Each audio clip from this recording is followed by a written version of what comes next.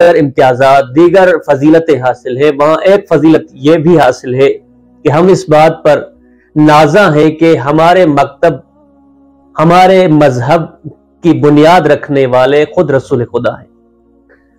اہل سنت کے عالم دین ہے سیوطی، ان کی ایک مشہور تفسیر ہے جس تفسیر کا نام ہے در المنصور۔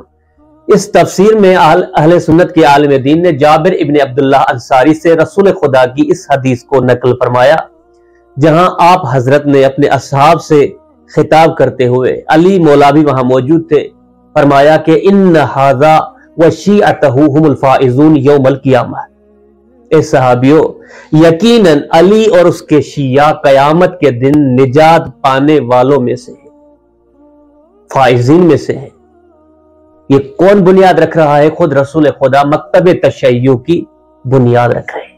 یہ جو الزام لگایا جاتا ہے کہ تمہارا مذہب مذہب تشیع خود ساختہ مذہب ہے، یہ بے بنیاد باتیں ہیں۔ ہم نازاں ہیں اس بات پر کہ ہم اس مکتب سے تعلق رکھتے ہیں جس مکتب کا رسول خدا نے بنیاد رکھا، اور ہمیں اس بات پر بھی فخر ہے کہ ہمارا مکتب عشق و محبت و مودت کی بنیاد پر قائم ہے۔ علی آپ کے شیعہ، یعنی جو آپ سے محبت رکھتے ہوں گے، جو آپ کے عاشق ہوں گے، وہ نجات پانے والوں میں سے ہیں۔ سامعین گرامی قدر، علماء عرفان نے لفظ عشق اور لفظ اشتیاق جو ایک ہی مادے سے ہیں، ان دونوں کے درمیان ایک نازک فرق کو اس طرح بیان کیا ہے کہ اشتیاق کا جو مقام ہے، شوق کا جو مرحلہ ہے، وہ مرحلہ وصال سے پہلے کا مرحلہ ہے، لیکن مقام عشق کا جو مرحلہ ہے وہ وصال کے بعد کا مرحلہ ہے۔ میں آسان کر کے پیش کروں، علماء عرفان فرماتے ہیں کہ انسان جس چیز سے عشق رکھتا ہے، جس چیز کی جانب رغبت رکھتا ہے، رغبت رکھنے والی چیز، اب چاہے وہ اس کا عشق جو ہے نا وہ دنیاوی عشق ہو یا حقیقی عشق ہو، اپنے رب سے عشق ہو، اہل بیت سے عشق ہو، اس کے دین سے عشق ہو، کوئی میٹر نہیں کرتا۔ علماء عرفان فرماتے ہیں کہ اپنے معشوق تک رسائی سے پہلے کا جو مرحلہ ہے اسے اشتیاق کہا جاتا ہے۔ یعنی آپ جس سے محبت کرتے ہیں، آپ اپنے محبوب تک جب تک نہیں پہنچتے آپ کو مشتاق کہا جائے گا، لیکن جیسے ہی آپ اپنے محبوب تک، معشوق تک پہنچ گئے، وصال حاصل ہو گیا، تو اب عشق کا مرحلہ جاری ہو جاتا ہے، عشق کا مرحلہ شروع ہو جاتا ہے۔ اور فرماتے ہیں کہ انسان جب مرحلہ عشق میں داخل ہوتا ہے تو داخل ہونے کے بعد یہ انسان کا کمال نہیں کہ وہ مرحلہ عشق تک پہنچ جائے، بلکہ انسان کا کمال یہ ہے کہ وہ مرحلہ عشق تک پہنچنے کے بعد اس معرفت کو، معشوق کے معرفت کے اس گوہر کو، اس کی حفاظت کرنا، یہ کمال عاشق ہے۔ ایک مثال دی ہے علماء عرفان نے کہ وہ انسان جو پیاسا ہو، پانی کی تلاش میں ہو، اب جیسے ہی اسے چشمہ نظر آ جائے، چشمے تک پہنچنے سے پہلے اسے مشتاق کہا جائے گا، لیکن جیسے ہی وہ چشمے تک پہنچ گیا، اس کا وصال حاصل ہو گیا، تو اب اسے عاشق کہا جائے گا۔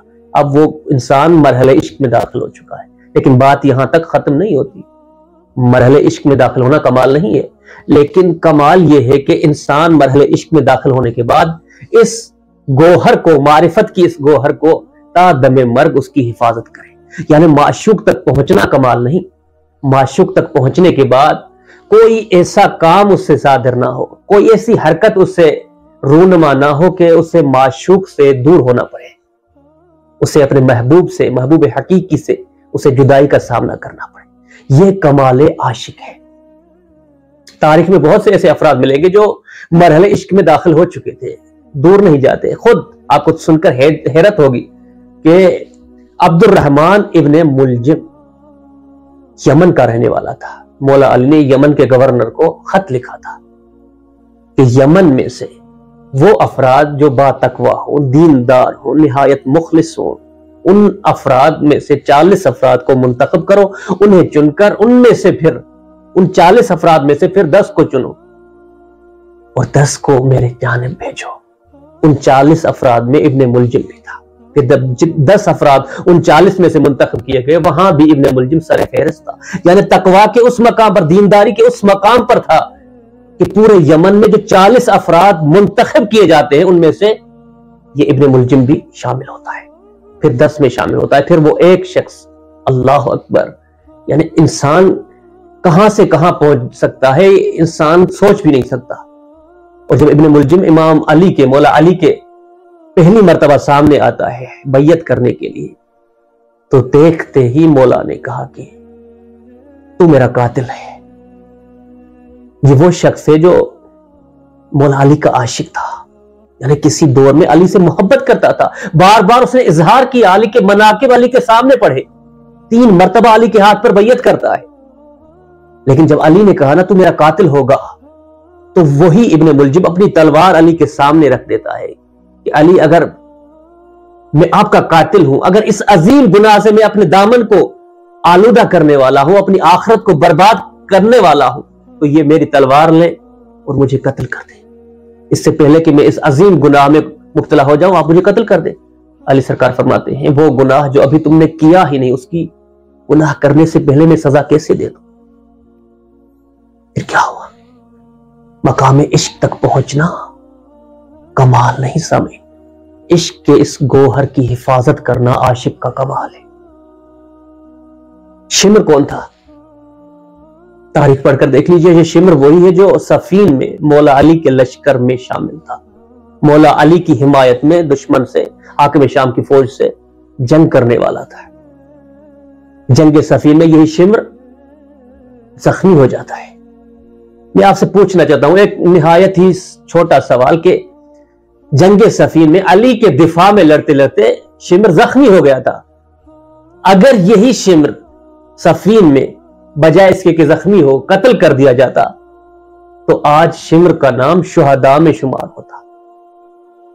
لیکن اس گوہر نایاب کی یہ خبیث حفاظت نہ کر پایا اور ایسا گناہ اس نے انجام دیا کہ انسانیت کو شرمندہ کر دیا۔ یعنی دیکھیں انسان کہاں وہ عروج، کہاں وہ بلندی کہ علی کی حمایت میں جو بندہ تلوار چلائے، علی کے دشمنوں سے مقابلہ کرے، ان سے لڑے، لیکن وہی انسان اگر کربلا میں اسی علی کے فرزند کے خون کا پیاسا ہو، انسانیت کو شرمندہ کر دے۔ تو کہنے کا مقصد یہ کہ عاشق کا یہ کمال نہیں کہ وہ معشوق تک پہنچ جائے، عاشق کا کمال یہ ہے کہ پہنچنے کے بعد اس نایاب، اس انمول گوہر کی تا دم مرگ حفاظت کرنا، یہ کمال عاشق ہے۔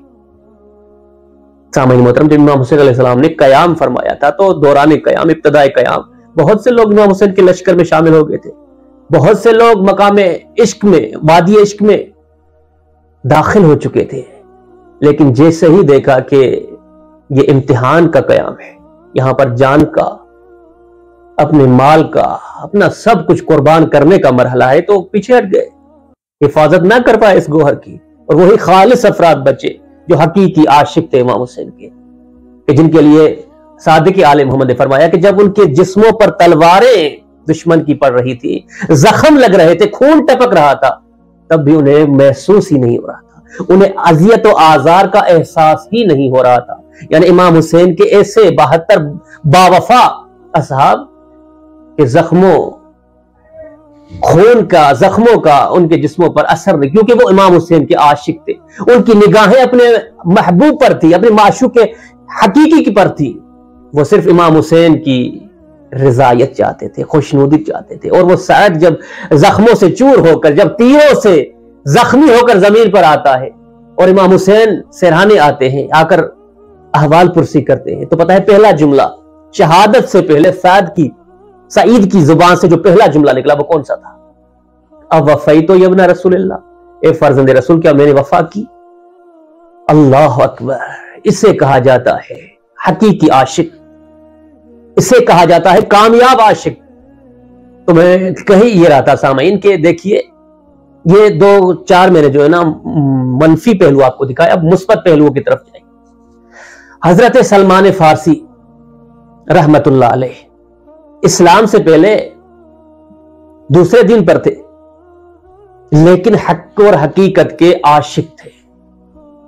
اللہ اکبر! حق کی تلاش میں تھے، اور جیسے ہی حق کو سلمان نے پا لیا تو پھر ایسی اس انمول گوہر کی حفاظت کی کہ وہی مسلمان جو کل تک سلمان کو فارسی ہونے کی وجہ سے، عجم ہونے کی وجہ سے کل تک نفرت کرتے تھے، کراہت کی نگاہ سے دیکھتے تھے عرب، کیونکہ عرب میں یہ دستور رہا ہے اور آج بھی یہ چیز عربوں میں پائی جاتی ہے. عرب یہ سمجھتے ہیں کہ فقط عرب ہونا ہی باعث فضیلت ہے، یعنی فضیلت کے لیے یہی کافی ہے کہ ہم عرب ہیں، کیونکہ رسول ہماری قوم میں سے تھے، قرآن ہماری زبان میں آیا ہے، لہٰذا ہمارے لیے باعث فخر. یعنی بالکل یہودیوں والی سوچ. یہودی بھی یہی کہتے ہیں ہم اللہ کے لاڈلے ہیں، ہم اللہ کے خاص افراد ہیں. قرآن کی آیات موجود ہے، یہودی یہ کہتے ہوئے نظر آتے ہیں کہ قیامت میں پروردگار ہم پر عذاب نہیں کرے گا کیونکہ ہم وہ قوم ہے جو سب سے افضل قوم ہے. لیکن قرآن نے ایک میزان مقرر کیا، فرمایا ان اکرمکم عند اللہ اتقاکم. کسی عرب کو، کسی عجم پر، کسی دولت مند کو، کسی فقیر پر کوئی فضیلت حاصل نہیں. پروردگار تمہاری ذات پات کو، تمہاری مال و دولت کو، تمہارے چہروں کو، تمہارے رنگ کو نہیں دیکھتا، وہ تمہارے تقوی کو دیکھتا ہے. پروردگار کے نزدیک سب سے عزت دار وہ ہے جو سب سے زیادہ متقی ہو، سب سے زیادہ خوف خدا رکھنے والا ہو، سب سے زیادہ خدا سے ڈرنے والا ہو، اپنے گناہوں سے ڈرنے والا ہو. یہ میزان مقرر کر دیا. تو کل تک جو افراد، جو عرب سلمان کے عجمی ہونے کی وجہ سے کراہت سے اسے دیکھتے تھے، لیکن انمول گوہر کی، حق کے اس گوہر کی ایسی حفاظت کی سلمان نے کہ وہی قریشی یہ کہتے ہوئے نظر آتے تھے، فخر کرتے ہوئے کہ سلمان منا، سلمان ہم قریشیوں میں سے ہیں. مہاجر یہ کہتے کہ سلمان ہم میں سے ہے. رسول خدا نے فرمایا سب خاموش ہو جاؤ، سلمان منا اہل البیت، سلمان تو میرے اہل بیت میں سے ہے. یہ ان عاشق کے لیے کمال عشق نہیں تو اور کیا ہے کہ جہاں پر اس کا محبوب، اس کا معشوق اپنے عاشق پر فخر کرتا ہوا کہے کہ سلمان میرے اہل بیت میں سے ہے. سبحان اللہ. اور وہ امام صادق علیہ السلام جو سلمان فارسی کا کثرت سے ذکر کیا کرتے تھے، یعنی کتنا با کمال ہوگا وہ انسان سامعین کہ جس کے لیے ایک معصوم امام اپنی مجالس میں، اپنی محفل میں جس کا بار بار ذکر کرے، یعنی جس امام کا پوری کائنات ذکر کرتے ہوئے فخر محسوس کرے، وہی امام اگر کسی عاشق کا، کسی اپنے محب کا بار بار تذکرہ کرے تو یہ اس کے کمال عشق کی دلیل ہے. اور کسی نے پوچھ لیا امام صادق سے کہ مولا آپ بار بار سلمان فارسی کا ذکر کیوں کرتے ہیں؟ امام نے فرمایا کہ اتدری ما کثرت الذکر لہ، کیا یہ جاننا چاہتے ہو کہ میں کثرت سے سلمان فارسی کا ذکر کیوں کرتا ہوں؟ امام نے فرمایا کچھ خصوصیات تھی سلمان میں، ان خصوصیات کی، ان صفات کی وجہ سے میں صادق آل محمد مکتب جعفریہ کا رئیس امام بار بار سلمان کا ذکر کرتا ہوں. ان میں سے پہلی خصوصیت یہ تھی کہ حب المساکین، سلمان فارسی مساکین سے، فقراء سے، تنگ دست افراد سے محبت کرتے تھے. یہ صفت اتنی اہمیت رکھتی ہے، اتنی پسندیدہ صفت ہے. امام صادق فرماتے ہیں اس صفت کی وجہ سے میں سلمان کا تذکرہ کیا کرتا ہوں. دوسرا فرمایا حب العلم والعالم، سلمان فارسی علم سے اور عالم سے محبت رکھتے تھے، اس لیے میں اس سے محبت رکھتا ہوں. اور فرمایا فدا ہواہ علی ہوا امیر المومنین. تیسری صفت جس کی وجہ سے میں سلمان کا تذکرہ کرتا ہوں وہ یہ ہے کہ سلمان فارسی نے اپنی خواہشات کو علی کی خواہشات پر فدا کر دیا. اللہ اکبر. مقام تو دیکھیں سلمان فارسی کا کہ عجم کا ایک بندہ اس درجے پر پہنچ جائے. فرمایا فدا ہواہ علی ہوا امیر المومنین، اپنی خواہشات کو، اپنی چاہت کو علی کی چاہت پر مٹا دیا، فنا کر دیا، قربان کر دیا. یعنی سلمان یہ نہیں دیکھتا تھا کہ میرا نفس کیا چاہتا ہے، بلکہ یہ دیکھتا تھا کہ نفس رسول کیا چاہتا. اللہ اکبر. سلمان یہ نہیں دیکھتا تھا کہ میری خواہش کیا ہے، بلکہ یہ دیکھتا تھا کہ علی مجھ سے کیا چاہتے ہیں. ایسے بنو تو خود اہل بیت تم پر فخر کرتے ہوئے نظر آئے. اللہ اکبر. یہ مقام سلمان فارسی ہے. سامعین گرامی قدر، یہ وہی سلمان ہے کہ جس کے ملتا ہے کہ ان سلمان علم اسم الاولین علم الاولین والآخرین. ان سلمان علم علم الاولین والآخرین. سلمان فارسی اولین اور آخرین کا علم جانتے تھے. یعنی در علی سے جو معارف کے موتی سلمان فارسی کو ملے وہ کسی کو نہیں مل پائے. اور اہل بیت جس کو جو کچھ عطا کرتے ہیں وہ اس کی ظرفیت، اس کی معرفت اس کی استطاعت کے مطابق عطا کرتے ہیں، کیونکہ اگر ظرفیت سے ہٹ کر کسی کو کچھ عطا کر دیا جائے تو ہاضمہ خراب ہو جائے گا لوگوں کا۔ سلمان کی ظرفیت کا یہ مقام تھا کہ ابو ذر اور سلمان میں فقط ایک درجے کا، ایمان کے ایک درجے کا فاصلہ ہے، لیکن وہ ایک درجہ اہمیت رکھتا ہے۔ تبھی تو معصوم نے فرمایا کہ لو علم ابا ذر ما فی قلب سلمان لکفرہ، یا دوسری روایت میں لقتلہ، اگر ابو ذر کو اس اسرار کے بارے میں، اس علم کے بارے میں جو سلمان کے سینے میں ذخیرہ شدہ ہوا ہے، اس علم کے بارے میں اگر ابو ذر کو پتہ چل جائے تو ابو ذر سلمان کو قتل کرتے ہیں۔ دو طرح کا ترجمہ کیا جاتا ہے، یعنی دو طرح کا ترجمہ ہو سکتا ہے کہ اگر وہ اسرار جو علی نے سلمان کو دیے ہیں ان پر وہ اسرار جناب ابو ذر پر آشکار ہو جائیں تو ابو ذر انہیں ہضم نہیں کر پائے گا، برداشت نہیں کر پائے گا، اور ابو ذر خود اپنے ہاتھوں سے سلمان کو قتل کر دے گا کہ سلمان تم دین سے خارج ہو گئے، تم واجب القتل ہو گئے ہو، اس لیے ابو ذر جیسا سلمان کو قتل کر دے اگر وہ اسرار سلمان آشکار کر دے ابو ذر پر۔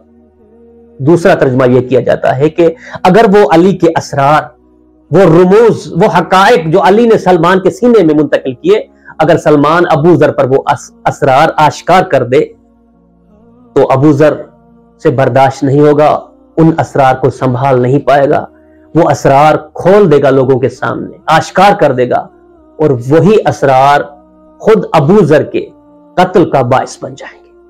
یہ دو طرح کے ترجمے ہو سکتے ہیں۔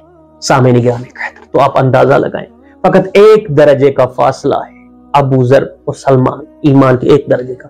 سلمان ایمان کے 10ویں درجے پر ہے اور جناب ابو ذر ایمان کے 9ویں درجے پر ہے، لیکن زمین آسمان کا فرق ہے۔ جو اسرار سلمان کے سینے میں دفن ہے، ابو ذر وہ برداشت نہیں کر سکتا، حالانکہ ابو ذر بہت بڑی شخصیت ہے۔